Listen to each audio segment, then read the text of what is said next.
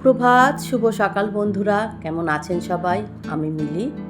আমার ফ্যামিলি ব্লগে আপনাদের সকলকে জানাই অনেক স্বাগত। অনেক দিন তো বাপের বাড়িতে ছিলাম, এখন বিদায়ের পালা। ছোট্ট মিঠিও আমাদেরকে টাটা করে বিদায় জানিয়ে দিচ্ছে। এখন বাজে ওই 8:30 মতো, তাড়াতাড়ি বাড়িতে চলে যাব। অনেক দিন ছিলাম তো, তাই এখানকার মায়া কাটিয়ে যেতে কিন্তু খুবই কষ্ট হচ্ছে, বিশেষ করে ছোট্ট পুচকিটার জন্য। ও দেখুন আমাদেরকে টাটা করছে। মুন্ডাও বাড়িতে চলে গেছে, এখন আমাদের যাওয়ার পালা। খারাপই লাগছে, কারণ এতদিন একসঙ্গে ছিলাম, এখন ওই ছোট্ট পুচকিটাকে ছেড়ে চলে আসতে হচ্ছে। ভীষণই খারাপ লাগছিল জানেন। বেরিয়ে পড়েছি আমরা, রাস্তার দুই ধারে কাজ হচ্ছে আর ঘন কুয়াশার চাদরে ঘেরা, চারিদিকটা অন্ধকার। বাড়িতে এসে তাড়াতাড়ি করে রান্না বান্না শুরু করে দিলাম। বাড়ি চলে এসেছি ওই 10টা 10-15 নাগাদ। শুধুমাত্র ডিম আলু রান্না করলাম, এর বেশি কিছু করলাম না, কারণ ঘরে দেখলাম ডিম আছে, আলুও আছে, তাই এটাই রান্না করলাম। যেহেতু বাড়িতে ছিলাম না, ওরা বাবা ছেলে যা হোক করে খেয়েছে, তাই সেরকম ঘরে মাছ মাংস তো আনা ছিলই না, তাই ডিম দিয়েই আলু দিয়ে রান্না করে ফেললাম। এদিকে গরুর দুধ নেওয়া হচ্ছে, অনেক দিন পরে আবার গরুর দুধ নেওয়া হচ্ছে জানেন। আমার শ্বশুর মশাই খান। এমনি তো চা করার জন্য লিকুইড দুধ নিয়েই আসা হয়, মানে আমুলের যে দুধের প্যাকেটগুলো। আর এইদিকে দেখুন, বাড়িতে না থাকলে যা হয়, একটা সংসারে একটা গৃহবধূ যদি বাড়িতে না থাকে এই অবস্থা। টেবিলের অবস্থা তো দেখতেই পাচ্ছেন। রিজু রায়ান বাড়িতে এসে এখানে ল্যাপটপ খুলে বসেছে, আর এই টেবিলটা দেখতে পাচ্ছেন, এই ফার্নিচারটা কিন্তু নতুন ঘরে ঢুকেছে। সবে সবে মামার বাড়ি থেকে ফিরেছে তো, তাই একটু মনটা খারাপ। এটা কিন্তু একেবারে সন্ধ্যেবেলা। অনেক বড় বিপদের হাত থেকে আজকে বেঁচে গেলাম জানেন। দুধটাকে জাল করতে দিয়ে আমি একটু ঘরের দিকে গিয়েছিলাম। গ্যাসের গন্ধ পাচ্ছিলাম ঠিকই, যে গ্যাসটা একটু বেরোচ্ছে, কিন্তু কোথা থেকে বেরোচ্ছে ঠিক করতে পারছিলাম না। রেগুলেটরটাও কিন্তু খুলে লাগানো হয়েছে, কিন্তু হঠাৎ করে এসে দেখলাম এই পাইপের গোড়া দিয়ে আগুন আস্তে আস্তে নিচের দিকে নেমে যাচ্ছিল। হঠাৎ করে মাথায় কি বুদ্ধি এলো, আগে সিলিন্ডারটাই এসে তাড়াতাড়ি করে বন্ধ করে দিলাম জানেন। নাহলে আজকে যা সর্বনাশ হয়েছে তো বলার মতন নয়। এই কাপ আর এই বাটিগুলোই বের করতে গেছিলাম, জানি ব্যাগের মধ্যে আছে, রায়ান কখন হুটো পাটা করে হয়তো ভেঙে ফেলবে, তাই মা এই বাটিগুলো কিনে রেখেছিল আর এই দুটো কাপ, সেগুলোই বের করার জন্যই গিয়েছিলাম দুধটাকে জাল করতে।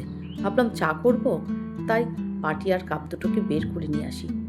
এসেই দেখলাম এই অঘটনটা ঘটে গেছে। কি আর করা, বেশ আধা ঘন্টা মতন বসেছিলাম, একটু নিজেকে শান্ত করলাম, তারপরে আবার ইন্ডাকশানে চা করলাম, কারণ চা না খেলে তো ভালোই লাগবে না। শীতের রাত, একটু চা তো খেতেই হয়, সরি শীতের সন্ধ্যা, আর চা তো আমি খেতে বরাবরই ভালোবাসি। এসে দেখলাম বিস্কুটও ছিল না, তাই প্যাকেট থেকে বিস্কুটটা কৌটোর মধ্যে ঢেলে নিলাম। চা করে নিয়েছি। এবার চা খেতে খেতে রায়ানকে একটু পড়াবো জানেন। ওখানে পড়তো, কিন্তু সেভাবে তো আর মামার বাড়ি পড়া হয় না। একটু আধটু বই নিয়ে বসতো ঠিকই, কিন্তু সেভাবে পড়াতে পারতাম না।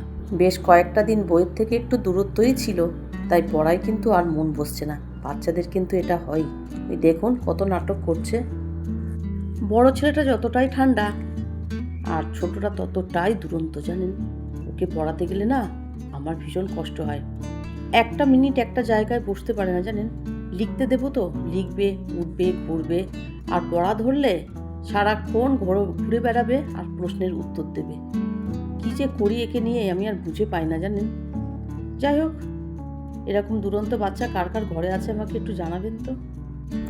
রায়ানকে কিছুটা পড়িয়ে নিয়েছি, এবার লিখতে দিয়ে চলে এলাম ডাইনিং টেবিলের কাছে। কেন বলুন তো, আমি যখন কয়েকটা দিনের জন্য বাইরে যাই, তখন কিন্তু আমি এই টেবিলের কভারটা চেঞ্জ করে দিয়ে যাই, কারণ ওরা দুজন তো বাবা আর ছেলে খায়, ওরা তো ঠিকমতো গুছিয়ে পরিষ্কার করে রাখতে পারবে না, তাই একটা অন্য টেবিল ক্লথ পেতে দিয়ে যাই, যাতে নোংরা হয় ওতে হবে। তারপর বাড়িতে এসে আমি আমার মতন করে গুছিয়ে পরিষ্কার করে আবার রাখবো। শুধু এই নয় জানেন, যাওয়ার আগে না ছোট ছোট হাঁড়ি কড়াই সব বের করে দিয়ে যেতে হয়, কারণ আমরা বাড়িতে থাকলে একটু বড় সাইজের হাঁড়ি কড়াই লাগে, আর ওরা দুজন থাকলে তো এতটা লাগে না।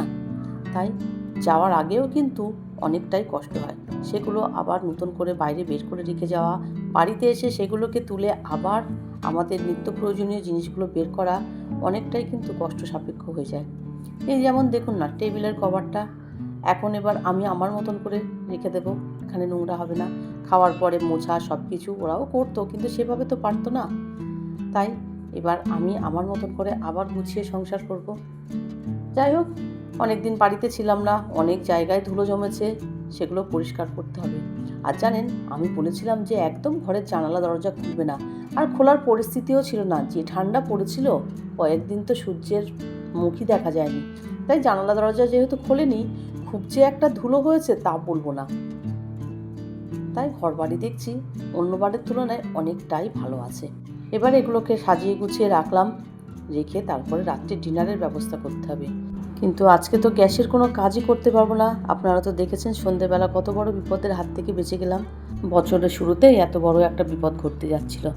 যাই হোক, মাইক্রোওয়েভে ভাত গরম করে নিয়েছি, তরকারিটাও গরম করে নিয়ে এবার খাওয়া দাওয়া করব। কোনো কিছু করার প্রয়োজন নেই, দুপুরে যে ভাত তরকারি সেটা দিয়েই রাত্রিটা ম্যানেজ করা যাবে। যাই হোক, আজ আর ভিডিওটা বড় করলাম না, আজ তাহলে আসি। আবার আসবো নতুন একটা ভিডিও নিয়ে। সবাই খুব ভালো থাকবেন, সুস্থ থাকবেন, সাবধানে থাকবেন।